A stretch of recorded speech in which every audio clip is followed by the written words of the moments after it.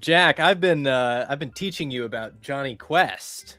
Johnny Quest, You certainly have, yes. The American version of Thunderbirds, I like to call it. It's not really, but it's quite similar in some ways. Lots of similarities, yes, certainly.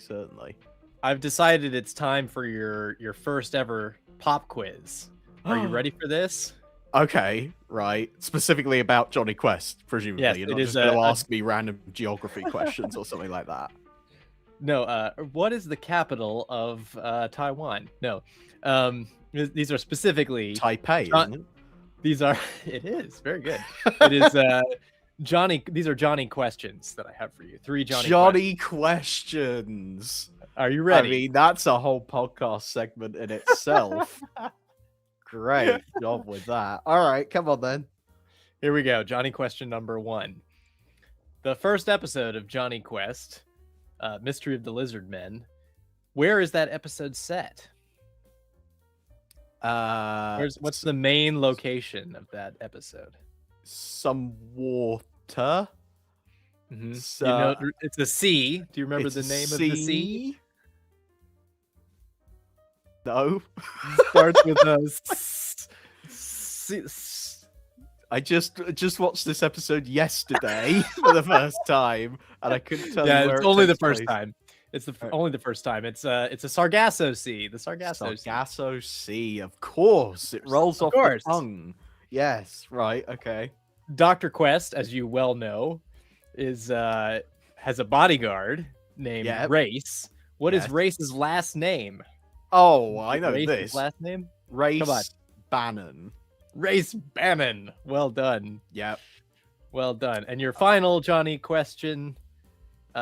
What is the name of the weapon that Dr. Quest deploys in the episode The Robot Spy? The Robot Spy, he shoots at a UFO with a weapon. Yeah. That he invents specially. So I wrote notes for the episodes that we watched. That's clearly not detailed enough. I wrote it down as PP gun. So it's PP gun. PP. It stands for something. Para power. I think we should give you power gun. You are correct. It is the para power ray. There we go. Para power ray. So I think we should give that one to you. Well done, Jack. Those were tricky questions. You did really well. Well, thank you very much. I am excited to learn so much more on today's edition of the Security Hazard Show.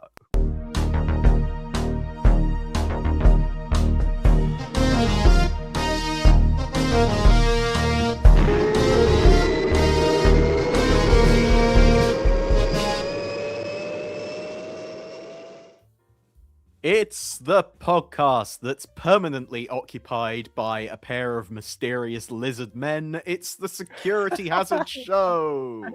That's great. And your host is a man who appears with a sim salabim. It's none other than Jack Knoll himself. Hello, Jack. Yeah, I'm not gonna. you can't make things levitate. I don't know how to respond to that in a politically correct way, so I'm not going to. I would just like to see your dog floating up in the background behind you. If you could just levitate Chloe into the frame. That would be haunting. Just she's a big dog. She's not. She's not the size of Bandit. No, that's for sure. But she's less annoying. Some say that my co-host likes to organize cage fights between Johnny Quest and Joe 90 just to see which adventure-going blonde kid would hold up better in a headlock. It's Ben Wolf-Page. Wow, that's really cruel. I don't know if I want to own up to that. That sounds highly illegal, what you've just accused me of doing. I'd like to contact my lawyers before I make a formal statement. What are you talking about? Nothing wrong with that. What you mean? Yeah. Anyway, today we're talking about Johnny Quest, a world where all sorts of politically incorrect things happen, where children are put in danger without the slightest bit of thought or care towards their well-being. What can I tell you about Johnny Quest? Well, And why are we talking about it on the Security Hazard Show? I know, weird, right? Well, we figured this is a Gerry Anderson podcast. This is very. What does this have to do with anything? I'm just going to start by saying, if it wasn't already obvious, this is very much Ben's thing. He asked to do this. By my cosplay. Yeah, he's even cosplaying as Johnny Quest today with the black turtle, polo neck. It looks great. Thank you. Yeah, so I'm coming into this totally fresh. I only watched my first few episodes of Johnny Quest yesterday. But I was immediately struck, and this is the point that Ben was trying to make, by how similar it is to a lot of Gerry Anderson shows, particularly Supermarionation shows, which came out around about the same time. So today we're going to do a thorough analysis of Johnny Quest and its ties to Supermarionation. And to do that, we are going to head into our Scene Missing segment. Here we go.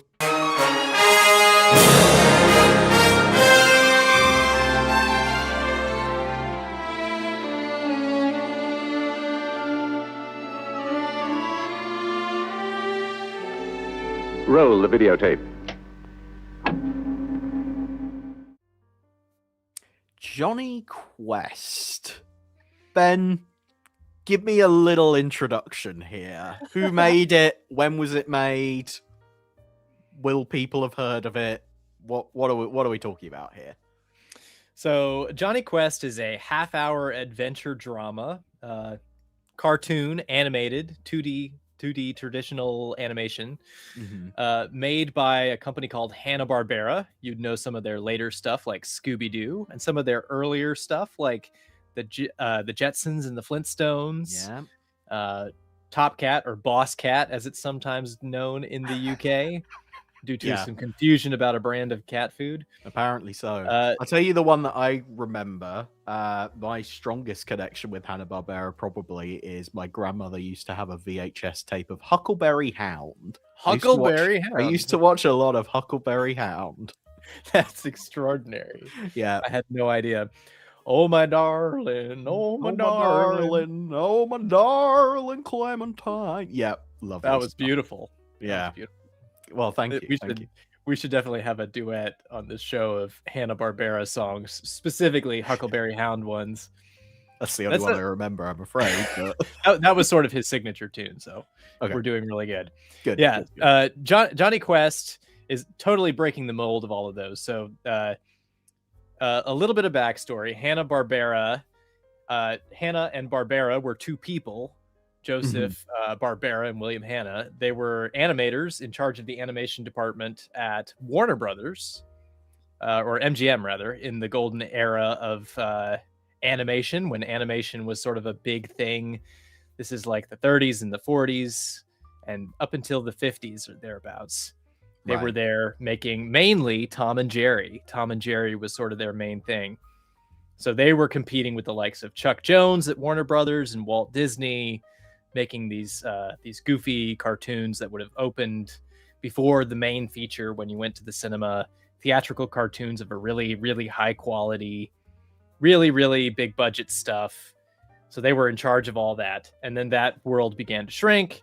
There were big cuts. MGM decided to eliminate its whole department of animation, really shrunk things down. Wow. To a skeleton crew, and then eventually Hanna and Barbera left as well. And they decided that they'd built up so much animation talent that they were gonna launch their own studio, which they named after themselves. And they were among the first, not the very first, that honor goes to a cartoon called Crusader Rabbit. But they were among the first to really exploit the potential of television. Hanna-Barbera. That was the secret of their success, their sort of secret sauce. They developed a technique they call limited animation. And this is a feature you'll see prominently in Johnny Quest and in the Flintstones as well, where the two-dimensional animation is really not rudimentary, but quite simple, not like crazy elaborate. You don't see a lot of motion. If there's a car crash or an explosion or an accident, it tends to happen off screen, and the whole picture will just go shake up and down because they don't want to animate the complex, crashing of a character sliding into a chair or a table or whatever. Right. So all these little cheats and techniques they develop. And there'll be things like they'll recycle pieces of animation and things like that. Yeah. Okay.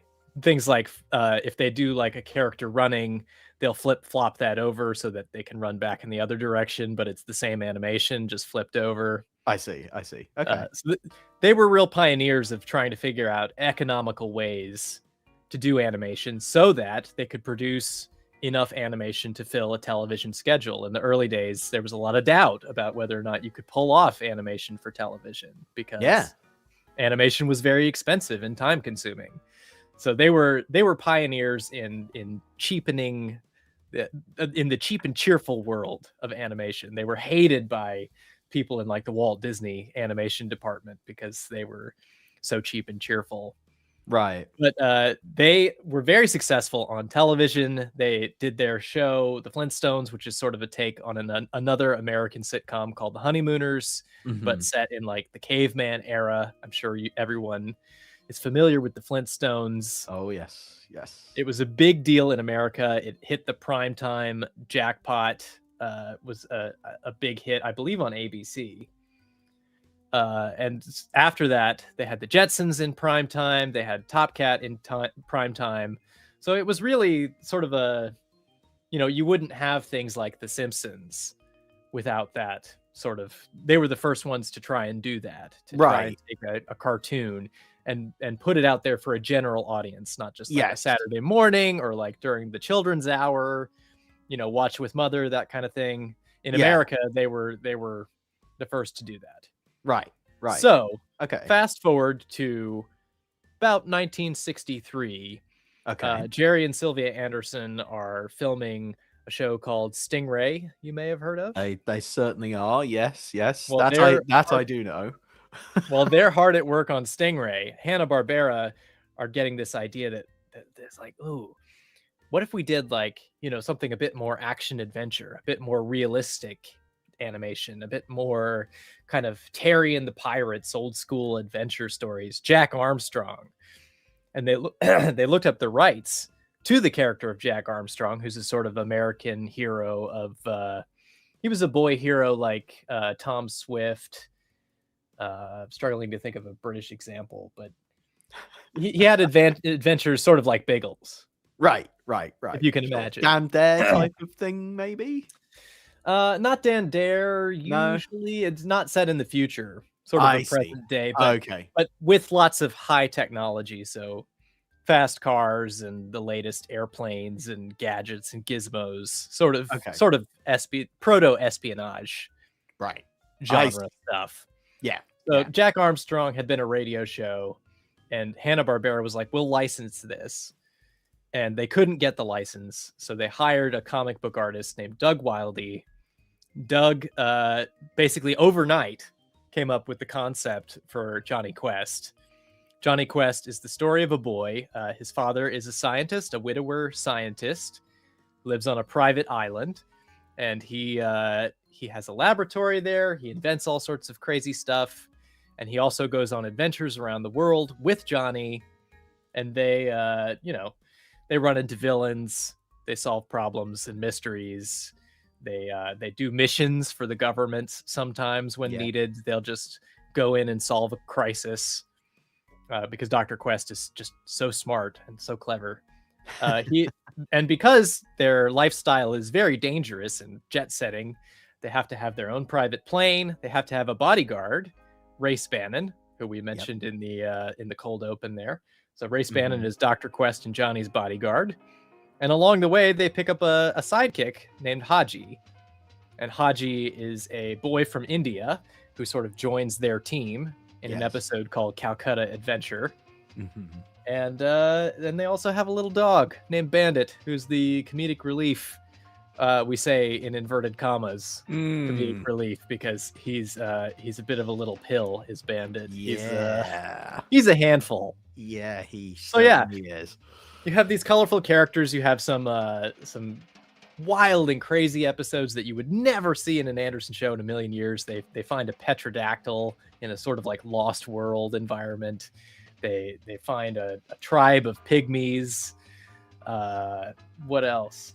All sorts of crazy things. But there's also some episodes that are very, very similar to the Anderson shows. Yes, definitely. And I've taken the liberty to map out a list of some of the similarities between Johnny Quest and the Anderson shows.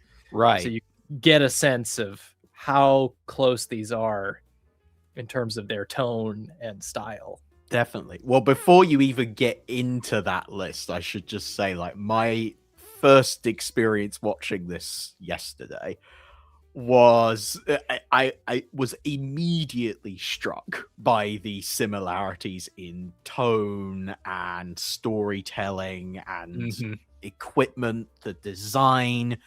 It is essentially the closest I've ever seen anyway to a 2D animated Supermarionation show.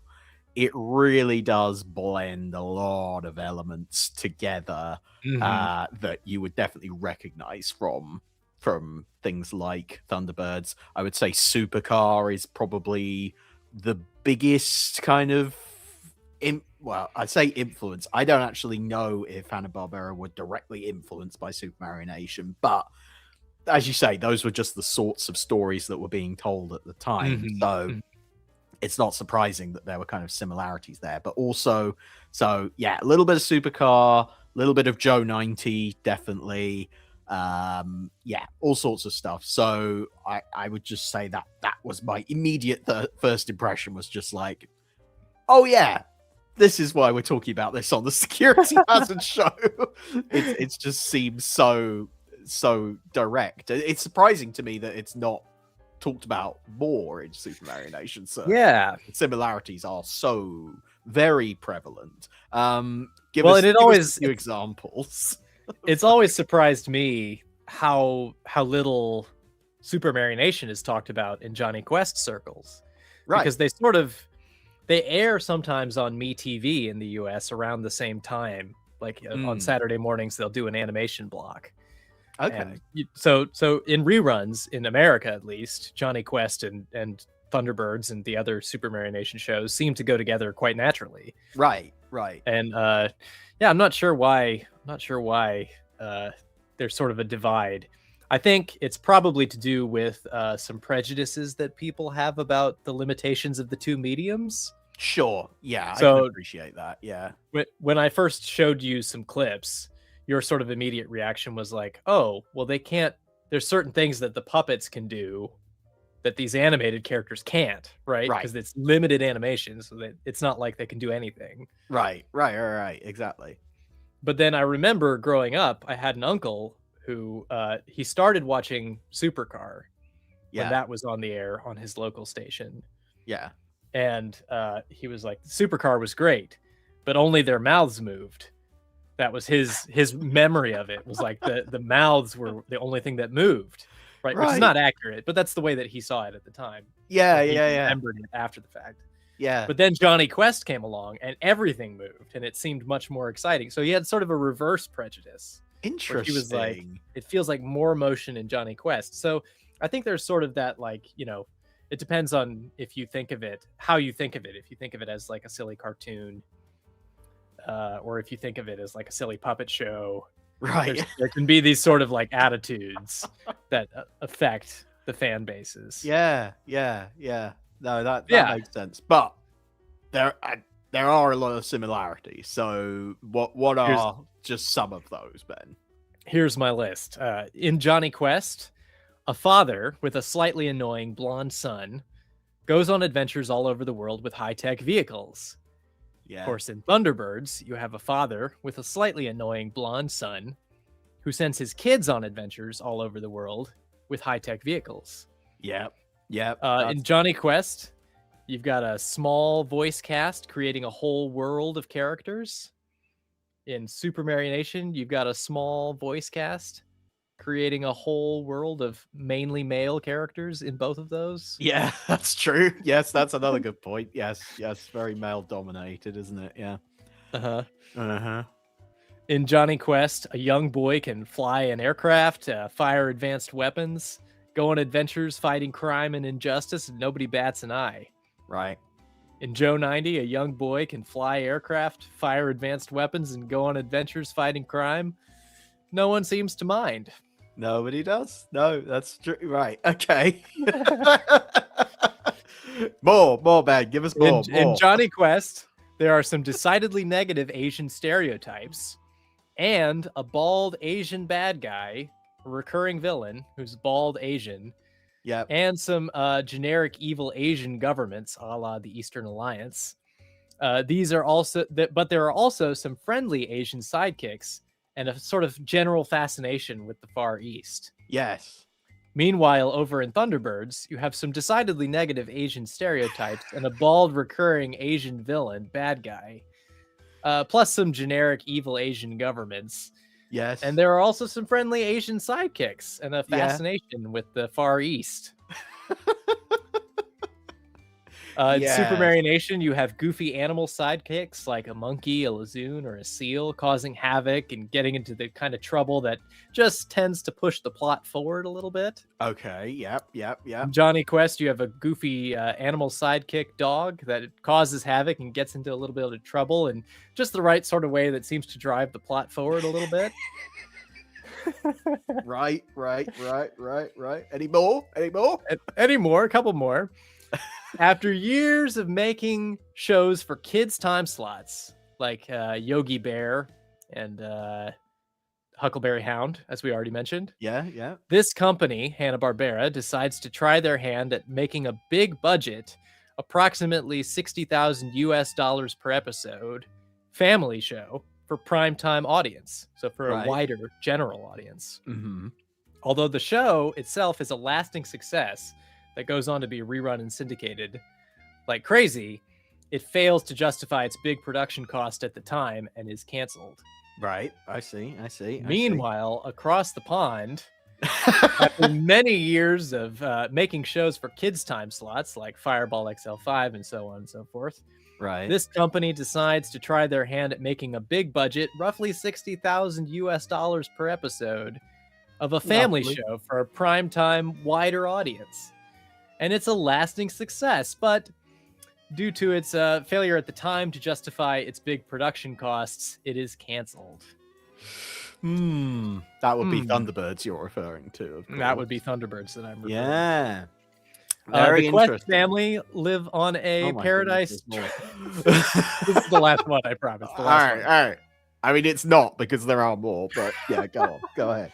This is the last one I'll do in this annoying back and forth manner. The Quest family live on a paradise tropical island, complete with sandy beaches, fully equipped laboratory, and a landing strip for their aircraft. Yeah. Family, I mean, it sounds familiar, Ben. What? I wonder what the connection could be. Well, the Tracy family. I don't know if you've ever heard of them. Oh, I know them. On a paradise tropical island, complete with sandy beaches, fully equipped with a laboratory and a landing strip. I don't know if you knew that. Well, goodness me. I mean, it certainly sounds like everyone was drinking the same potion or whatever when they were coming up with these shows. It sure does, doesn't it? There's a lot of crossover. But it even gets down to certain specific episodes. So we should say, for today's show, you suggested 3 episodes for me to watch for my first taster of Johnny Quest, and they were The Mystery of the Lizard Men, Arctic Splashdown, so episodes 1 and 2, and then a little bit later on, The Robot Spy. And I feel like you intentionally picked some episodes that are very similar to some Supermarionation episodes that we're all familiar with. But to be honest, the way you've described the series, I'm starting to wonder whether it's just there is always going to be some level of crossover. Yeah, there's just, I mean, to be honest with you, 2 out of those 3, I picked The Robot Spy because it is one of the top rated episodes that features Dr. Zinn, and I wanted to feature Dr. Zinn. He's our bald Asian villain Yes. trying to steal secrets, technological secrets, no less. Yes, very much so. But the way he does it in this particular episode, without giving away too much, is he deploys his own little robot camera, sort of an anthropomorphized robot camera that goes scurrying around this laboratory facility, trying to get a good look at some technology that Dr. Quest has been developing. Now, I would love to take credit for making that connection, but that wasn't in my mind at all when I picked the episode. It just worked out that way. Well, needless to say, it sounds very similar to the Thunderbirds episode, The Mighty Atom. And I picked up on that connection immediately. And maybe that's because, look, I was obviously sitting down watching specifically, trying to find those connections. But nevertheless, it was kind of pretty apparent there. But then the other episode, Arctic Splashdown, that you recommended, is a story in which, if I'm remembering rightly, basically a missile gets launched and ends up crashing in the Arctic. And basically you have the goodies and the baddies who are trying to race up to the Arctic and, recover the missile first. And again, immediately I was reminded of the Joe 90 episode Arctic Adventure, in which Joe 90 is dispatched to go up to the Arctic and recover a lost nuclear missile. People in the 60s were just not being careful enough with their missiles, is the moral of this story. Well, that's it. And, I mean, yes, obviously there are crossovers between those stories, but I think it's interesting that, we know from so many other TV shows at the time that things like nuclear missiles going astray and things like that was just a general preoccupation.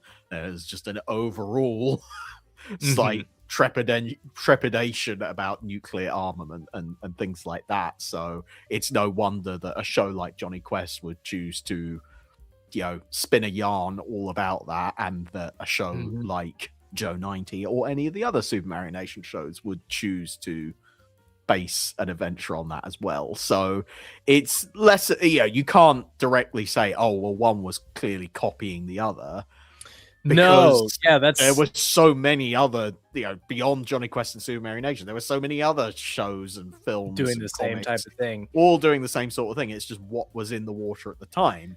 But we should say there's really no evidence that either of these shows were copying each other. I mean, there's no reference in none of the Hanna-Barbera research that I've done. I've never found a reference to Gerry or Sylvia Anderson ever. Right. That's not to say that they must have been aware of them, because they were in the same markets and they would have sold product in the same places. They would have advertised in the same trade publications. So they must have known about each other. And there's probably some, unconscious, undocumented influence, or some influence that I haven't come across yet. Right. But I think it's important to say it's like you're saying, it's a cultural sort of. They were very much of their time. Both of them were. Both studios were very focused on doing stuff that was of the time, and so there was naturally just kind of a crossover there. Yeah, but that's what's exciting and interesting for us, is we're now able to sit down and digest all of that kind of cultural zeitgeist in the context of a 25-minute action adventure show starring an annoying blonde kid. Well, let's get into that. What did you think of Johnny? Did you, people sometimes think Joe 90, and by the way, this is in 1964 that this is first broadcast in America. Yes. It broadcasts on the BBC in 1965. Is that what you found? Yeah, I had to do some research. Had to do some real digging to find anything about the UK broadcast history of Jonny Quest. It's a weird one, but I eventually found, it first broadcast BBC One, 5:30 p.m. on a Wednesday evening. Started in January 1965. Wow. Which interesting time slot and interesting channel for it to be on and everything. But that's kind of where it got its foothold in the UK, at least. But what did I think of Johnny? What did I think of Johnny? Sometimes. He's harmless, you know. He's fine. I did find some of the wisecracking and stuff a little bit grating. Sure. But you know, when he's just running around, I think actually once you introduced the character of Haji into it as well, and he has someone to kind of bounce off of, and they kind of have their little bubble where they're able to exchange quips back and forth, actually less irritating somehow. It's when he's trying to ingratiate himself with the grown-ups. Yes. That's when it's most kind of grating and irritating. And I suppose actually he's in a similar sort of situation to someone like Jimmy Gibson from Supercar. Yeah. He's suddenly this kid thrown into this very grown-up world of scientists and rockets and things like that, but he just kind of goes along with it. He's just kind of cool and supposedly kind of living out every kid's dream and things like that. Unlike Jimmy Gibson, there's sort of a throwaway reference to him doing school in the pilot. Oh, yeah. There's at least one moment in all of Johnny Quest, and I think, to my memory, that's the only moment. But there's at least one where there's some reference to the idea of Johnny like being a kid and having to go to school. And, you know, just in general. I mean, I'm sure Jimmy Gibson must have gone to school too, right? I mean, yeah. He was probably homeschooled by Dr. Beaker. The mind boggles. I think so. Certainly. The eyes certainly did boggle. Yeah. So Johnny was fine. You know, he's not necessarily my favorite character in the world, but I understand for the premise of the show, for the benefit of the show, it makes sense. What I liked about Johnny Quest is he's not particularly out of the ordinary. He is kind of an ordinary kid.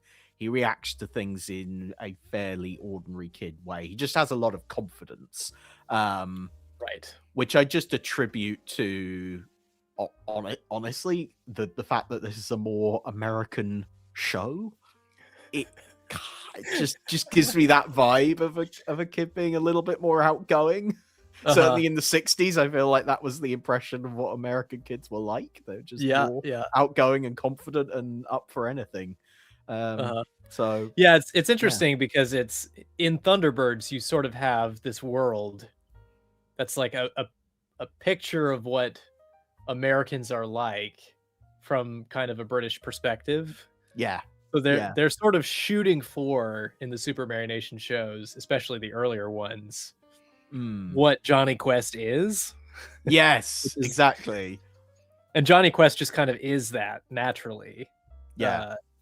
And so it's interesting to compare them and be like, so this is sort of the perception that Americans had about themselves, versus how they were perceived by England and the rest of the world. I suppose a character that's interesting to talk about in that regard actually is Jonathan Zero from Fireball XL5. Ooh, because he's this kid who's quite obnoxious and outspoken and stuff like that. But the difference is he's parented so strictly. He doesn't get to do any of the things he wants to do. If he wants to go fly in a rocket, he has to go and steal Fireball XL5 and do it for himself. So maybe that's a slight difference there, as Johnny Quest is like kids getting to do what they want versus... There's definitely a lot more of that in Johnny Quest, Whereas the kids in Supermarionation shows are often sort of being reined in and told, no, you can't do that. Like the kids from the Thunderbirds episode Cry Wolf, they're being told, no, you can't do that. The kid from the Stingray episode Christmas to Remember, being told, oh, well, I guess you can come along in Stingray and have an adventure. Whereas Johnny Quest, there's sort of no questions asked.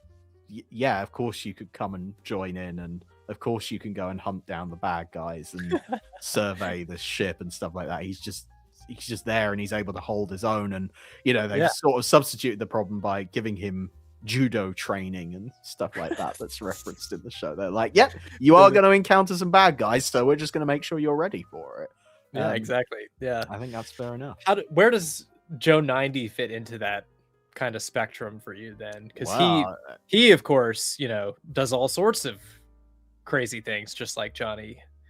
but it's sort of a more controlled context. But it's always done within the framework of like, this is really unusual that we're letting a 9-year-old boy go out and do these things. Like this makes him the ace up our sleeve kind of situation. Right. This makes him special. This is really unusual. It's very dangerous.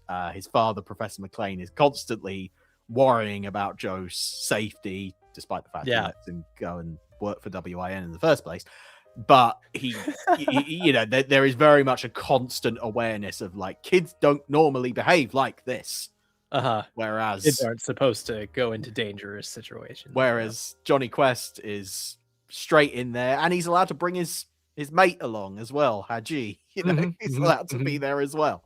It's all just very, but it's because it's a part of the interesting difference, I suppose, with Joe 90 is the fact that it's very much most of the adventures that Jonny Quest ends up going on, it's because his father, Dr. Benton Quest, I remember that name. Well done. Dr. Quest is usually being signed up to do a particular job in his role as a genius scientist.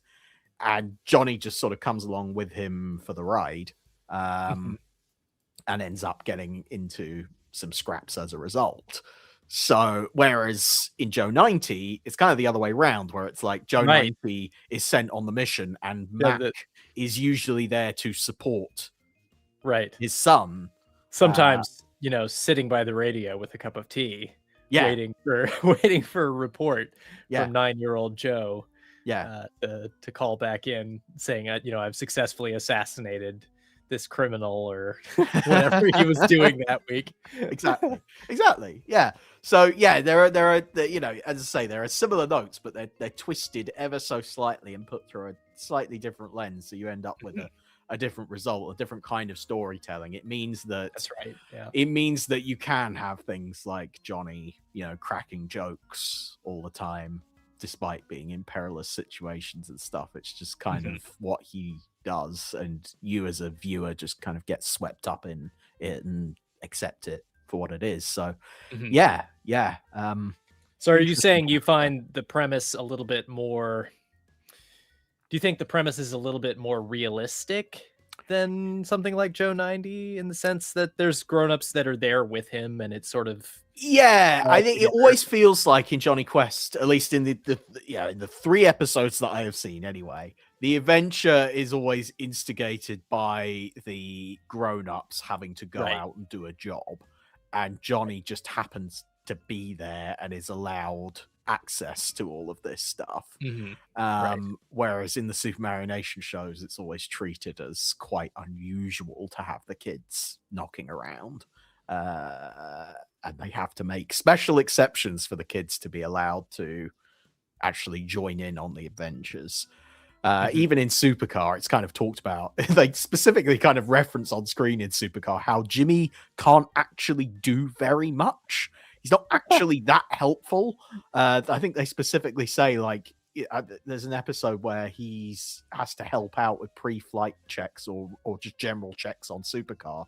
And they're like, we know it's a small thing, Jimmy, but it does help us out. So thanks very much for doing that. Whereas in Jonny Quest, they just go, hey, we've got this cool, like in Arctic Splashdown, they're like, hey, we've got this cool snow skimmer device. Want to drive it, Jonny?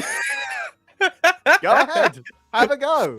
Why not? Yeah. And of course, something, isn't it? Of course, he immediately masters it and has no issue with driving it around. It's totally fine without having to put on glasses or anything. Yeah, exactly. He knows exactly what he's doing all the time. It sort of doesn't. Yeah, I suppose that's it. It sort of doesn't underestimate the kid's abilities to just do stuff. Which that sort of, I suppose, slightly. Again, I'm going to say sort of American can-do attitude that you could just adapt to any situation and get on with it without any fuss. Whereas the British Supermarionation shows are saying, no, there are rules. Kids have their place, and that's that. So yeah, that's my take on that. But then speaking of the adults, the kind of 2 main grown-up yes. characters. Sort of, Dr. Quest is sort of Brains and Jeff Tracy sort of put into one person. Yeah, that's a good analysis. Yeah, A yeah, father figure, but also a scientist. I mean, he's obviously much closer to Mac in Joe Yeah. 90. yeah, yeah. But he's a younger man and more active than Mac. I feel like he's very much involved in all the action and does some judo throws in some episodes. And Yeah, I didn't see so much of that in the episodes that we watched. Like that first one, The Mystery of the Lizard Men. It's very much Johnny and Race Bannon, who we'll talk about in a moment, you know, going off and having the adventure, while Dr. Quest is just kind of stuck on the boat watching. And he does ultimately end up saving the day, but he is very much with science. Yes, with science, very much the third wheel in that little dynamic. In that particular dynamic, yeah. I was very much thinking, is Race Bannon Johnny's real dad? That seemed to be what I was taking from the situation. Yeah, so there's this weird, today we would call it, in TV today, you would call it the found family dynamic of Johnny Quest, where there's this group of individuals, a guy and his bodyguard, and then the guy's son, and then the guy's best friend who they've sort of adopted. Yeah, sort of like belongs to them in some weird way. Yeah. Don't go into that too much. You can watch the episode Calcutta Adventure. That explains his whole origin story and how he met them and why he's with them, and that kind of stuff is explained in that episode. Yeah. But it's you don't ever hear that referenced elsewhere. So you're sort of just left to guess for 23 out of 24 episodes where this kid came from. Yeah. And what I should say 22 out of 24, because he's not in the pilot. Right. Right. Yeah, so you just sort of like guess at these 26 episodes. What am I even saying? Oh my goodness, man. I thought you were a Johnny Quest expert. You don't even know how many episodes there are. I'm definitely not a Johnny Questbert.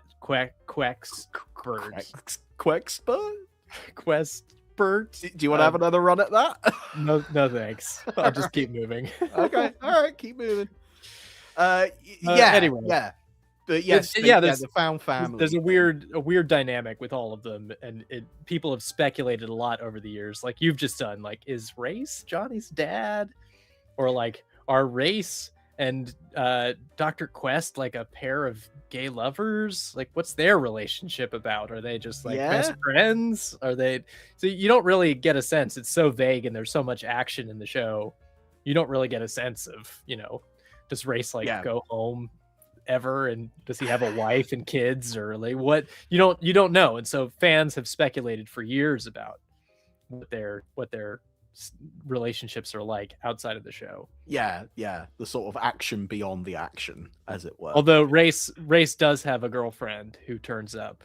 She's one of the good Asian characters. Her name is Jade. Jade is Race's. Sometimes she's sort of a femme fatale, coming and going girlfriend. She helps them out occasionally when they get into jams. I think she's in 2 or 3 episodes. Yeah, so there's a little bit of hints, but nothing definite about.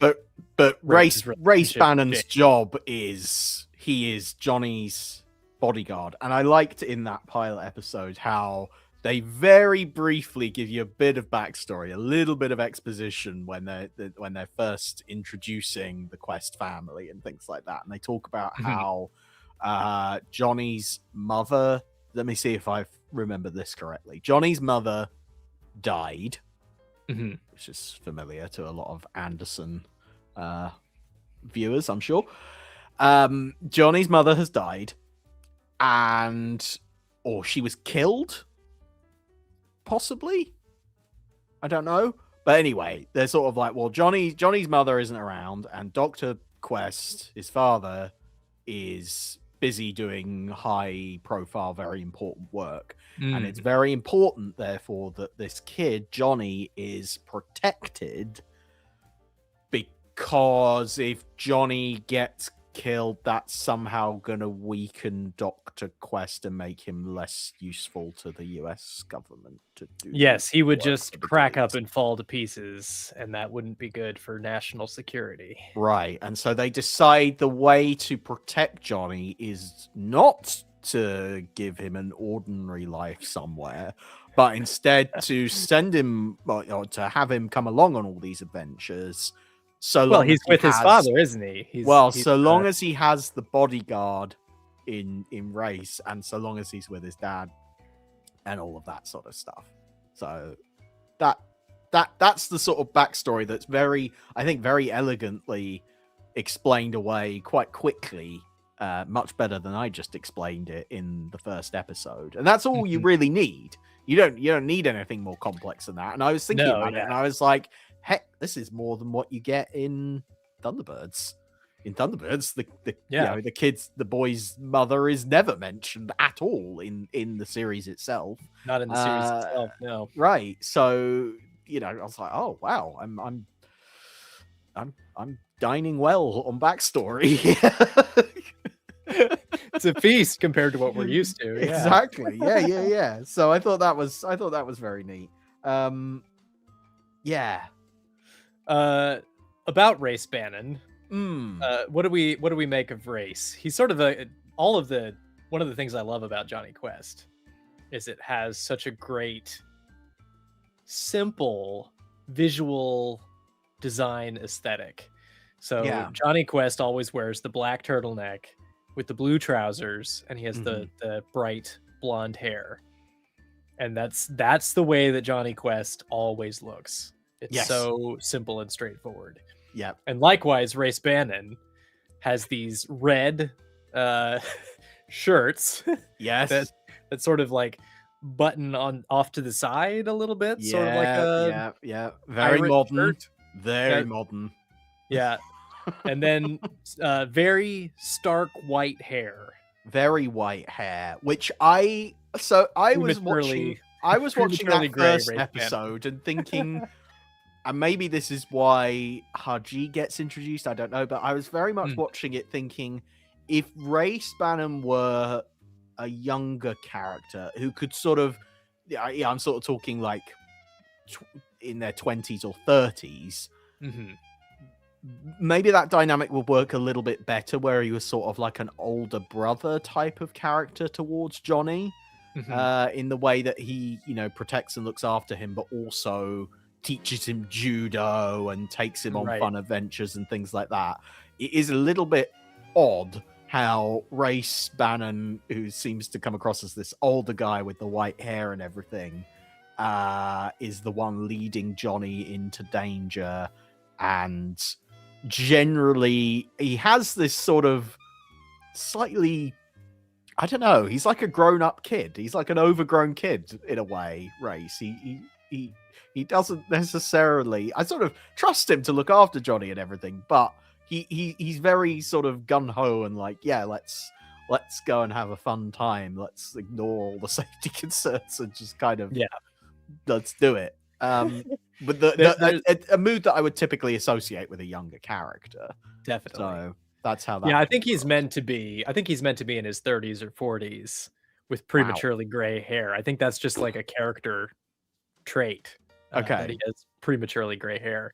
I don't know why. It's never explained, or I think it's just kind of a cool look. He looks cool. Like he's got the silver hair and he's like a white fox.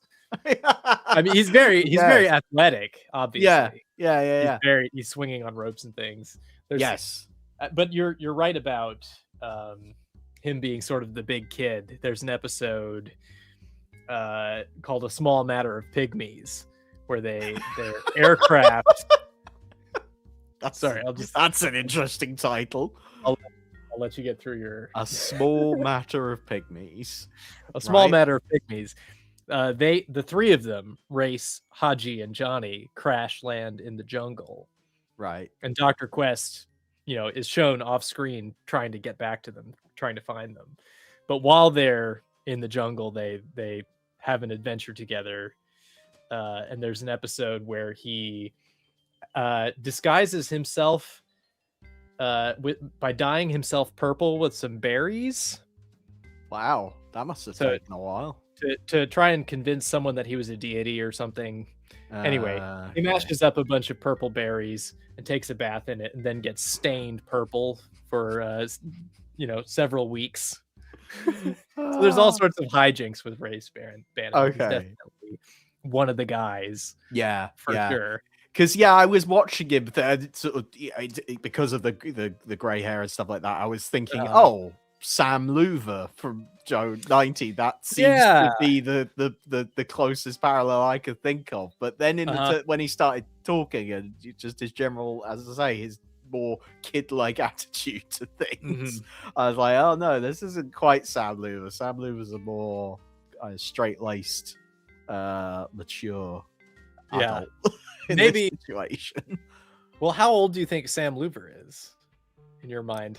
I should know this because I wrote his profile in the Joe 90 Technical Operations Manual, available now from the Jerry Anderson store. Now available. He's in his 40s. He's in his 40s. All right. Yeah. Because maybe Race Bannon is sort of like Sam Loover and what's his name? The head of Wynn. Shane Weston kind of combined into one person, where he has sort of like Shane Weston's goofiness, but he's more a man of action like Sam Loover. Yeah, I can combined in one. I can see that. Yeah, definitely. What do we think about Haji? So is Haji sort of a racial stereotype from the couple episodes you saw him in, or is he a little bit more fully fleshed than that? Well, let's put it this way. I watched these episodes slightly out of order. The first episode I saw with Haji in it was the robot spy. Right. And the first thing he does in that episode is levitate a dog. He says some magic words. He says some magic words. Are you saying that's something that 9-year-old boys from India don't normally do, Jack? Not normally, but I have a feeling that there was a general attitude at that time that maybe people from Eastern countries and far afield had such unusual magical properties about them, in a similar manner to characters like the Hood from Thunderbirds. Where it's just like, oh, they're from over there, so we don't know what they could get up to, but they must be magical and mysterious and weird.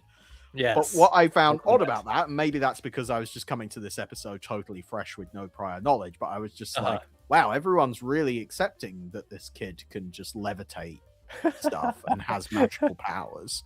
Why is the US government not using this to their advantage in some way? They've discovered this kid who could power of levitation, who has powers that no other human being has. Why are we not taking advantage of this? But no, instead it's just done for hijinks. So that was my introduction to Haji. And as the show went on, I realized, okay, there is a bit more to him than just being a stereotype, which was nice. He is a rounded character in his own right, and has his own opinions and ways of going about solving problems and things like that. He's a solid character and stuff. But they can never quite get away from going, hey, look, he's Indian. So that makes a difference, doesn't it? It's all written in very large script, in the same way that we were talking about, the All-American Boy, Johnny Quest, is like written in very large script. It's sort of a stereotype of what an American boy is like. And Haji's like that too. It's more it's not informed by reality. It's less informed by reality. It's not as holistic. Perhaps. Right. So it is definitely something that you wouldn't create a character like Haji today, or if you did, you would create him very differently and have a lot more thought and sensitivity, and maybe some people from that part of the world in the room to discuss it and to talk Well, about exactly. it. So I was going to say, I was like, well, it's pretty obvious that nobody making Johnny Quest has ever met an Indian boy. it's hard to say from some of the depictions if anyone making Johnny Quest had been out of like the LA the greater Los Angeles area, because it's all very it's very television. It's very not, and I love, this is not a dig. I love Don Messick and all the different voice actors, Mike Road, that worked on this show. I love, in the same way that I love like David Graham and Ray Barrett, where they do these sort of voices that are not, they're not realistic. They're right. You know, they're cartoony, they're broad, and it's sort of larger than life, but very specific to its time. Yes. Which I love about it. I love the sort of wackiness of it. You would never confuse it for realism or an attempt to provide sort of accurate voices. Or accents. They generally, all the villains tend to be from Foreignistan. It's like some other country somewhere else. And the accents are all like vaguely Euro-Asian. Vaguely European, vaguely Asian. Yeah, it's sort kept of very vague. You kept very vague, which is good because it means that they're not gonna offend. It doesn't limit directly, but they are at the same time trying to allow the audience to use their own prejudices to make up their minds about where these villains are from. Yeah, so I mean that's something that would be done differently now, but it's also something that Supermarionation did as well, and we just kind of try not to think about it too hard, basically. Well, and it's an important time capsule for understanding the history of where we are. Exactly. Yes. As storytellers and as a culture, how we related to other people in different parts of the world. So it's a kind of a document of our journey, of our learning, and trying to understand each other better, I think. Yeah, absolutely. That's the hope. Yeah, that's the hope.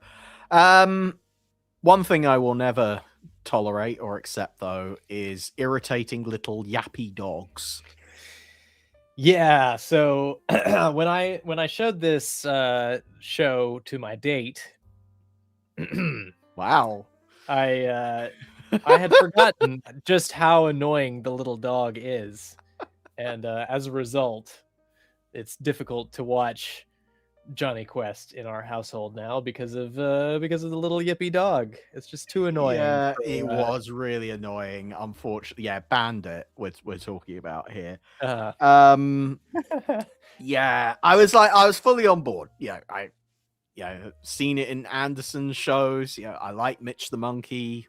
Zuni the Bazoon, I will put up with. Less a fan of Zuni. A fan of Zuni, but you can kind of go along with it. But when I saw Bandit the dog as like a the comedy sidekick, lovable animal, I was like, well, par for the course in this type of show. I'm on board with it. I'll take it. But then he just would not shut up. Well, and then we're talking like in the first couple of few minutes of the first episode, I was like, okay, he's barking. Okay, he's still barking. He's still yapping away.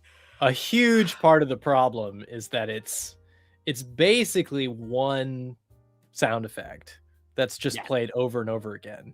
He doesn't have, if they had some of the animals in, say, Arctic Splashdown, which we watched for this also, some of those animals are given vocalizations by a person to give them sort of a character and a little bit more dimension. Bandit, for all his, he's really well animated as a character. Of course, they were good at animating cartoon animals by this point. Yeah. They've been doing it for a long time. So you get some great animation in the character of Bandit, but then the sound doesn't live up to that at all. And the sound is, I think, the annoying part of the problem. You're in good company. Doug Wildey, who created Johnny Quest, didn't want the dog sidekick. It was a later addition by Joe Oh. Barbera. Joe Barbera, the owner of the studio, was like, you need a little dog sidekick in there. You need to shove a dog into it. Kids love dogs. We can sell dog toys, you know. And, Yeah. and Doug was like, no, I'm not doing that. And he was like, yes, you are. You're fired. Yeah. So Doug was forced to add Bandit, I think, under protest. I mean, at least it's interesting because it's still trying to retain some sense of realism. So, obviously, in a lot of Hanna-Barbera cartoons, the animals can talk. Right. Bandit doesn't talk. I wish No. he did talk. It's one of the few situations where I go, I wish the animal could talk, because that would... a great cartoon you should watch called Scooby-Doo if you want to talk to dog.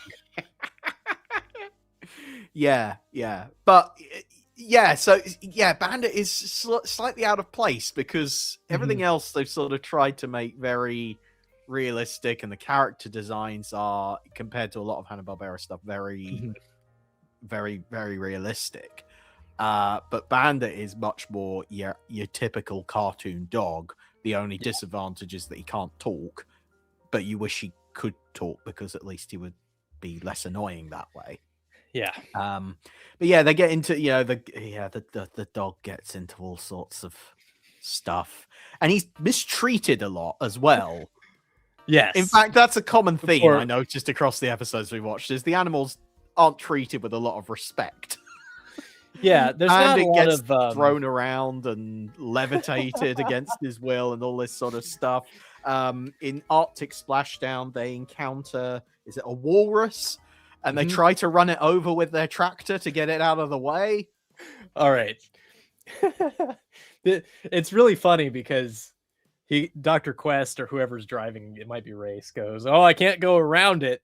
But in the background, there's just like an expanse of snow. I know. Why can't you just go around it? Easily could drive around it, but no, you nudge it out of the way slowly, or you try and nudge it out of the way. Someone definitely suggests, oh, we could shoot the walrus. And they're like, no, don't be silly. Like, we're not going to shoot the walrus. We don't want to hurt anybody.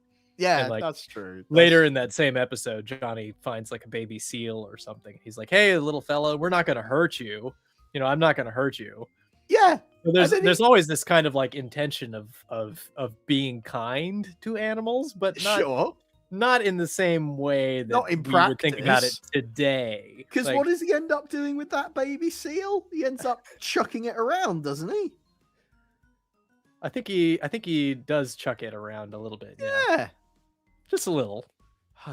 Anyway, so the animals aren't well looked after. Well, but they seem happy enough. You got to admit. Yeah. I mean, I think they'd rather not have the quests around causing trouble, dropping nuclear missiles on their habitats and things like that. I think they'd rather not have that going on, but yeah. Well, there's a bit of a should we get into spoiler territory with any of these? Do we want to talk about a little bit? Yeah. Arctic Splashdown ends with a little bit of interference from the animal kingdom. They sort of save the day. That's true. Not intentionally, mind you. Well, I don't know. Is it? Is it intentional or not? Because the animals in Johnny Quest sometimes behave, unnaturally. They behave like animals in a cartoon. Yeah. For example, like in the same one, Bandit slides down a snowbank into the arms of a polar bear. Next to knocking some polar bear cubs out of the way, and then he's suddenly sitting there in place of the polar bear cubs, and the polar bear just kind of looks at him like, now I have a different cub.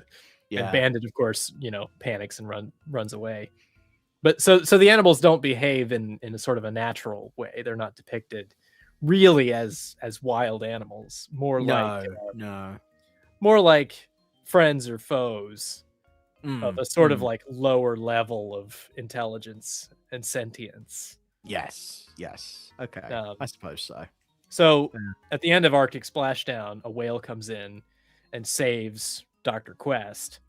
I always kind of took that to mean that the animal was like on their side a little bit. Like nature itself is on the side of Dr. Quest and the US government.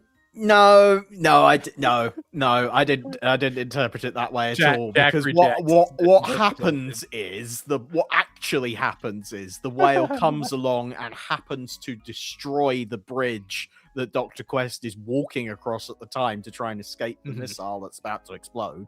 And just so happens to fling Dr. Quest out of harm's way so that he doesn't get hit by the explosion. But that's the whale. The whale could have easily killed him. That could have gone differently. The whale could have knocked the bridge down, and Dr. Quest would have plunged into the icy cold water and then got eaten by the whale or something like that. You know, it could have gone different. It's just so happened that he got flung out of the way. I don't think the whale was intending to save the guy. I don't know. This is the same universe as Yogi Bear, so I feel like the whale had good intentions, but you know, we can agree to disagree. We can agree to disagree on that, but I'm sorry. I'm accepting of alternate. I think it was just the whale being a whale. It found the thing that was in its way and decided to crash through it. That's just what after a whale of considering. I will agree to allow your opinion. Just gonna let that joke sit there for a while. Let everyone enjoy that for a moment before we move on. A whale sitting with it, yeah. Okay, good. Let's talk about what else can we talk about here? What else have we got to cover that we haven't covered? I will say, like the animal hijinks and stuff like that, the more cartoony stuff. That's the stuff that I find it much harder to find a parallel with in the Supermarionation, you know, shows. That's the stuff that very much reminded me. Oh yeah, I'm watching a Hanna-Barbera cartoon. Definitely. Whereas so much of Johnny Quest, people often talk about it being kind of separate from what else Hanna-Barbera was doing at that time. Yeah. So I think it was sort of a safety net for them, having never done action adventure before. That's it. It felt like they kind of needed to keep that stuff in there so that it was still recognizable as their brand. Recognizable as their brand and doing stuff that they knew how to do, as opposed to, you know, judo. Yeah, I guess so. Animating judo. Yeah. The closest kind of equivalent to it is some of the goofier episodes of Fireball XL5, where you have episodes where Steve is in the circus, and it's sort of just like, where did that come from? It just feels sort of all over the place. But even that is not. That's a dream sequence again. The Anderson shows do have a very strong sense of reality, and that I feel like is important. Because partly because with Johnny Quest, because it's a 2D animated show, there's no part of it that you can accept as reality, and you can allow cartoony things to happen. Sure. Whereas the puppet shows, very intentionally, obviously the Andersons were aiming for realism, and therefore you wouldn't encounter weird and wonderful things happening unless it was a dream sequence. I think and we've talked before about, you know, how the Andersons use dream sequences as a way of doing the fantastical while also exploring the characters' kind of inner thoughts and things like that. So I feel like Johnny Quest could have had a stronger footing in reality in terms of the design. That's it. The overall kind of the types of stories that they were trying to tell. If they had had a bit more confidence to sort of hang on to that, to those elements and lean into them, and not feel like they had to keep falling back on the sort of like, oh, let's be kid friendly kind of approach. And introducing slapstick comedy and things like that. It didn't feel like it needed it really. Yeah, and there are some episodes that have more. Some of the episodes are downright horror sort of focused. So an episode like The Robot Spy has relatively little hijinks, and it's sort of patterned after like a 50s monster movie. Yeah, definitely. There are others like that where they meet an invisible monster. There's one where they encounter a pterodactyl that I mentioned already. Turu the Terrible, that one's called. Okay. One where they meet an ex World War I fighter pilot, like a flying ace from World War I in the mountains of the Andes. Okay. Or in the Andes mountains. So yeah, there's all sorts of different stories in there, and some of them they're more confident than others. Some of them they feel like they need to lean more into the funny stuff. Sometimes the funny stuff is just padding for when they don't really have enough story. They're just like, we'll just have the kids play with some seals. It'll be fine. Which I think that might be one reason why Arctic Splashdown isn't as highly rated of a Johnny Quest episode. If you look at like the fan rankings or the IMDb rankings, it's not as high up there as something like the Robot Spy or the Invisible Monster. So yeah, I'm trying to think really which one out of the three that I watched. They all kind of did different things, and it's hard to say which one I preferred out of the three. I like them all for different reasons, really. Yeah, I don't really have favorites. Good stuff. And what I'll say is that the 25-minute runtime, they pack a lot in, and again, also having to remind myself, it's a television series. They do have that Supermarionation quality of feeling like mini movies where you're taken to a different part of the world each week, and yes, you have your core set of characters, but the flexibility to go off and tell all sorts of different adventures.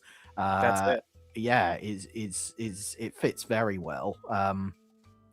So I like that very much, and I'm definitely excited to watch some more. I think I'm definitely going to be watching some more. Oh wow, great! I did really enjoy it. It's good fun. It's the sort of show I wish. I have no idea how I never encountered it as a kid, really, because it's so up my street. I can't believe I missed it. But I had no awareness of it. And we should probably talk a little bit about the legacy of Johnny Quest, and sort of, this show was 26 episodes, produced in 1964. What I mentioned already, it was canceled because it was really, really expensive, and the numbers, it's spooky to me how close the numbers are for making something like Johnny Quest and Thunderbirds were to each other. Thunderbirds gets a little bit more expensive towards the end, and there's some currency conversion stuff, and of course it was all inflation, in different you have to adjust it for inflation. You sort of have to adjust to think about it, but it is uncanny how close they were. Right. So yeah, Johnny Quest, very expensive, gets a network sale to ABC. Eventually it will be network blocked on all of the major networks in one way or another. Wow. In the US, all three of them eventually take it on in some sort of capacity, either as a Saturday morning, sort of not syndicated, but a networked rerun. So it is very widely seen in the US. That leads to a remake called The New Adventures of Johnny Quest in 1986. Right. There's a subsequent cartoon in the 90s called The Real Adventures of Johnny Quest. Right. I did look up that one. I think that caught on in the 90s in a way. I think there was a line of merchandise and stuff like that came with The Real Adventures. And I think maybe it had a little more visibility in the UK as well. I think that must be. We'll get into some of our viewer comments a little later, but it seems like people, at least people who watch and listen to our show, are maybe a little more familiar with The Real Adventures of Johnny Quest that came out in the 90s, which I think is interesting. I will, again, I'm not familiar with it. I will have to go and watch it to be sure. But yeah, that's interesting that it had that kind of legacy is interesting. Yeah. Yeah. So there's not been too much done with Johnny Quest since then. There's been a few kind of TV movies. There's a Tom and Jerry Johnny Quest crossover movie, if you can imagine such a thing. Wow. That does in fact exist. Yeah, no, I'm okay, right. But Johnny Quest opened the door for animation that was not ultra cartoony in the way of like Yogi Bear, more Right. realistic, more action adventure kind of stories. So in the wake of that, from Hanna-Barbera, you had Space Ghost, the Herculoids, Birdman and the Galaxy Trio, Frankenstein Jr., a whole host of other Wow. shows like that. Filmation would come along, a competitor of Hanna-Barbera's, and do several shows that were action adventure oriented. They would Right. do cartoon adaptations of Star Trek Of course. and Yeah. Irwin Allen shows, Fantastic Voyage. So Johnny Quest really is sort of a pioneer of all of that stuff. And I think it's fair to say an essential part of animation history, really, where today, you have anime of all different kinds. You have Oscar-winning movies in the anime genre. Yeah. You have like everything in animation. You can do pretty much whatever you want. And Johnny Quest was one of the first attempts to say, oh, well, let's see if we can like break the mold a little bit Yeah. with the television cartoon and do something different. Yeah, And that led to all these other cartoons. Well, it's interesting because you were talking at the start of the show about how Hanna-Barbera came along and sort of were trying to do the cheap and cheerful version of animation for TV. And is it fair to say that maybe Johnny Quest was them starting to push the envelope and go, okay, we've got these techniques. Now let's see how far we can take them. Which Definitely. I mean, certainly that to me screams of what Gerry and Sylvia and the rest of the AP Films team were doing with Supermarionation, of like, okay, we've got these puppets, we've got a good way of making these shows now. Let's keep on refining it and making it better and better. Yeah, that's a great point. Yeah. The difference, the sort of key difference there, yeah, is that after Johnny Quest was really expensive, Hanna-Barbera were like, okay, we're going to pull this way back. Okay. They didn't take any big swings again until the early 70s when they made Charlotte's Web. Right. Featured their first like big feature film ever, trying to compete with Disney a little bit in the feature film market. I didn't know that.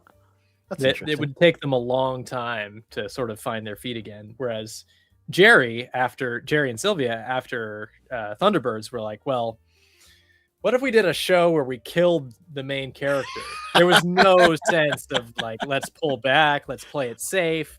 It was like swinging for the fences. Well, they actually decided to go even riskier, after Thunderbird sort of didn't get the US network sale. They were like, okay, you want something new? Well, we're going to keep moving forward. We're going to tell a different type of story to anything we've told previously. That's that is interesting. That's something you've got to admire about the Andersons, and Gerry in particular, over the years of his career after his split from Sylvia, just kept taking big risks and trying really swinging for the fences, really trying to make amazing TV shows with whatever resources he had to hand.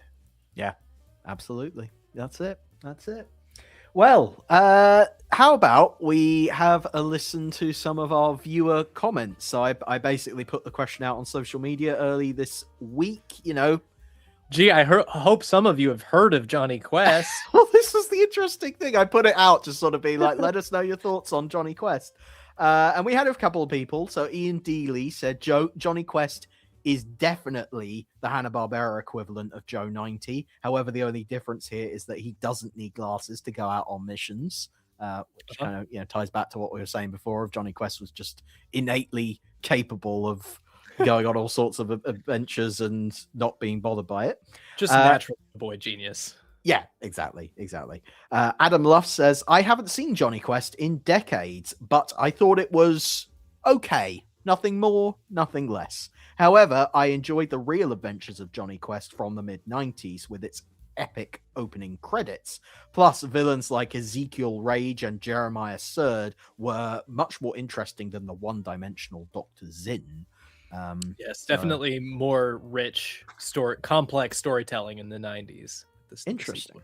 Okay. But we also heard kind of from people on Facebook in particular who were sort of like, I've never really seen Johnny Quest. So Mark Simpson Wedge says, I never saw the original series, but my brother and I did see the 90s version, The Real Adventures of Johnny Quest. It was most enjoyable. Nice. Nick James Thorne says, while I don't recall ever actually seeing this show, I get the feeling that they have perhaps based the appearance of Joe 90 on that character's design. And for a Hanna-Barbera show, the character designs do look a bit more realistic than I expected when you compare them to Dastardly and Muttley, Yogi Bear, etc. This certainly looks like one for me to check out. It surprises me in a way that Gerry Anderson was not behind the series. Yes, hopefully what we've done today is convince people to go and take a look at Johnny Quest, because as I mentioned, like I hadn't seen it before, and now I definitely want to go and watch more. Even things like the episode font titles, like the font of the episode titles, look so much like the grotesque number 9 or whatever it is. That's the micro gamma fonts. Yeah, used in different Supermarionation shows. It's uncanny. Yeah. Final comment here from Mark Perkins, along similar lines. For some reason, I've never seen an episode of Johnny Quest. I think perhaps my ITV region never showed it, just like Joe 90 don't get me started.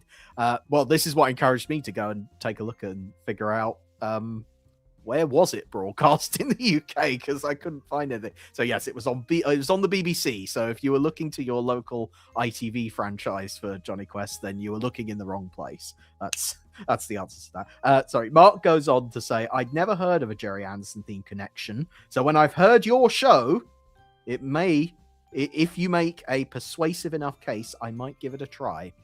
So Ben, let us know how we made a persuasive enough case. I hope so. I assume so. I would love for more people in the Anderson community to appreciate Johnny Quest, and vice versa. I feel like they inform each other a lot and have a lot to say to and about each other in that time and place in the world. Absolutely. Yes, I 100% agree. And, Ben, for goodness sake, you gave us a very long list of similarities there. So I think there's a very strong case for saying that if you like the Supermarionation shows, there's a really good chance you're going to like Johnny Quest. So there we go. But that was our show. Everyone, thank you very much for tuning in and listening to the Security Hazard Show. We broadcast this show live every single Wednesday, 6 p.m. UK time. Head to youtube.com/Jack Knoll. Subscribe there, and you can catch our show every week, but you can also catch a number of other Gerry Anderson related videos. The Security Hazard Show is also available on your favorite podcast platform of choice. If you're listening to us there, give us a little rate and review. We very much appreciate that. But if there's more that you want to be able to do, if you want more Security Hazard goodness, Ben, where can people go? Well, to patreon.com/Security Hazard. That is where we have all the goodies, all sorts of fun stuff that we haven't released to the public. It's top secret, if you like. This week, we released a episode of Thunderbirds Are Go, a reaction video for me watching Thunderbirds Are Go, the 2015 Thunderbird series, for the first time. Yes. So I'm a total noob in the world of Thunderbirds Are Go, despite being a Thunderbirds fan for so many years. Yeah, I'm experiencing it for the first time, and let me tell you, it's a wild ride, especially with that Grandma Tracy character. Hoo boy! So if you want to see that and also support us and keep the lights on at Security Hazard, it's a very low monthly gift to us that gives you very much goodies in return, and as well as our eternal gratitude. We're so grateful to our patrons for supporting us. Thank you very much. We very much are. Thank you very much to our patrons. Yes. But for everything else, head over to securityhazard.net. That's your one-stop shop for blog posts, reviews, videos, podcasts. It's all there. It all lives on the Security Hazard blog, and it's all things Gerry Anderson. So you could also find on there links to my social media, Facebook page, Blue Sky, that sort of thing. It's all on there. Ben, where can people find you on social media? Well, all my links are on benwolf.page, but I also am on Blue Sky and all the other places. Yeah, so benwolf.page and subscribe. Yeah. Thanks. All right. Well, I think I'm going to go and watch some more Johnny Quest, but I'll probably just mute mute the TV anytime Bandit comes on and starts yapping. And don't necessarily need more of that in my life, but everything else, Johnny Quest, I'm a fan. Excellent. All right. Glad to hear Well it. done, Ben. You achieved your goal of Yes. taking over the show with some Johnny Quest goodness. It only took 3 years. All right. Love it. Thank you all very much for tuning in, and we will see you next week. Bye for now. Come on, Haji, let's go! Hey, we're running really fast.